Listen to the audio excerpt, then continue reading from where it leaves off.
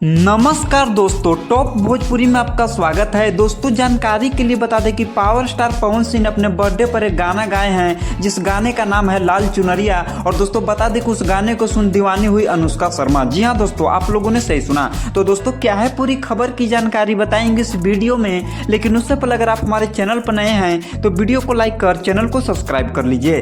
तो दोस्तों जानकारी के लिए बता दें कि अनुष्का शर्मा ने एक लाइव के माध्यम से बोला है कि मैं पवन जी के इस गाने को दिन में 100 बार सुनती हूं और मैं उनकी दीवानी हो चुकी हूं। तो दोस्तों खबर ये भी आ रही कि अनुष्का शर्मा ने भी बोला है कि अगर मैं इस गाने में रहती तो सनी लियोनी से अच्छा परफॉर्मेंस करती और मुझे पवन जी के साथ भोजपुरी गानों में काम करना अच्छा लगता है। तो दोस्तों जानकारी के लिए बता दें कि अनुष्का शर्मा की इस लाइव को देखने के बाद पवन सिंह बोले हैं कि सनी लियोनी ने भी अच्छा परफॉर्मेंस किया है। अगर आप हमारे साथ भोजपुरी गाने या फिल्मों में काम करना चाहते हैं तो मैं आपको भोजपुरी गाने में काम करने का मौका जरूर दूंगा। तो दोस्तों बता दें कि पवन सिंह के इस बयान को सुनने के बाद पवन सिंह के फैंस काफी खुश हैं और बोले हैं कि पवन भैया को अनुष्का शर्मा के साथ एक गाना करना चाहिए। तो दोस्तों जानकारी के लिए बता दें कि पावर स्टार पवन सिंह की इस गाने को शूट करने में टोटल 5 करोड़ रुपया का खर्चा आया है। और दोस्तों ये गाना पूरे देश में 1 नंबर पर ट्रेंड भी कर रहा है। तो दोस्तों जानकारी के लिए बता दें कि पावर स्टार पवन सिंह और अनुष्का शर्मा का जोड़ी बहुत जल्द आप सबके बीच देखने को मिलेगा, तो आप लोग तैयार रहिएगा। तो दोस्तों क्या पावर स्टार पवन सिंह को लाल चुनरिया जैसे गाने फिर से लाना चाहिए नहीं लाना चाहिए, कमेंट बॉक्स में जरूर बताइएगा।